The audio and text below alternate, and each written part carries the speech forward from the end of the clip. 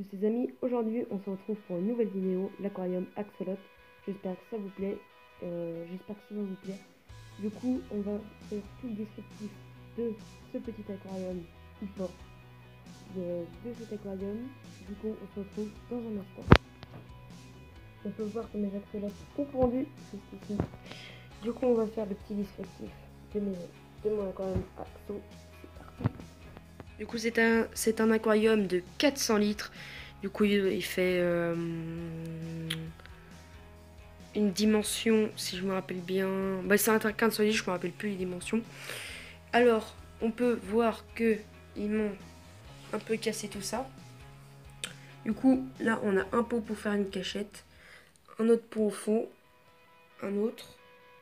Là, on a de la Valisneria. On a d'autres pots qui s'étaient complètement enterrés normalement. Voilà. Là, on a une Anubias sur roche. Ici, on a une Anubias et une autre plante que je ne me souviens plus. Là, on a de l'élodée pour les guppies. En sol, on est sur un sable de Loire. Voilà. En néon, on est sur un néon bleu et un néon LED qui font, je sais plus le nombre de watts. En hauteur, on a de la lentille d'eau. Du coup, on peut voir une Valisneria qui a été un peu défaite. Ensuite, on abrite, là il reste plus que 7 guppies.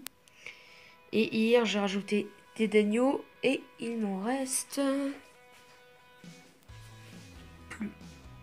Il m'en reste plus, ils ont tout mangé. Normalement il m'en reste un, je le retrouve. Je vous le retrouve et on se retrouve dans un instant. Voilà la petite furie. Du coup, je pense que je vais en racheter pour pas le laisser seul. À part si par cette nuit quoi. Voilà. Et on a d'autres guppies vers le fond là-bas. J'en avais ajouté 10, il m'en reste 7. Sinon, en axolote, on a celui-là.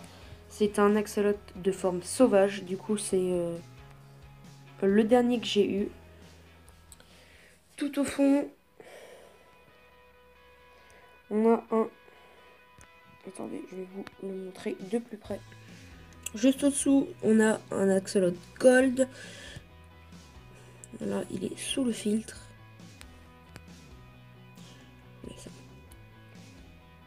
Et tout au fond, je ne sais pas si vous voyez bien, on a deux axolotes. Le cystique qui sont arrivés, ce sont mes premiers axolotes. Et ce sont mes deux plus gourmands. Ceux qui ont mangé les dagneaux. Du coup, ils s'entendent bien parce que après j'ai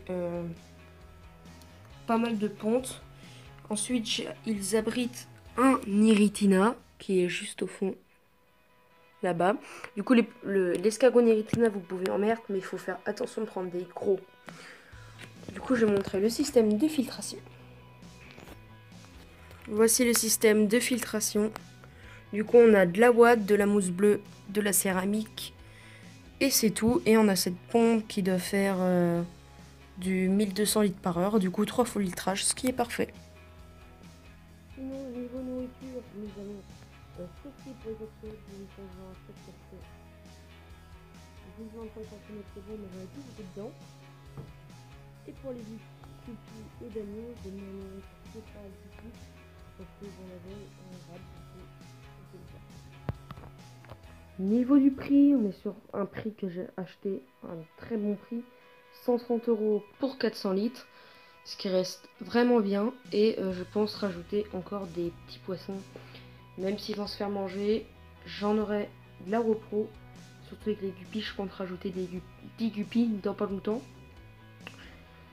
J'espère que ça ira, parce que les agneaux ça marche pas, du coup je n'arracheterai pas de d'agneaux. Voilà. Là on a une plante artificielle, mais je l'ai laissé parce qu'il détruisait tout, au cas où il n'y avait plus toute plante. Voilà, j'espère que cette vidéo vous a plu, c'était assez court, mais on se retrouvera dans une prochaine vidéo. Moi je vous dis à la prochaine, moi je vous dis à plus pour une nouvelle vidéo. Ciao.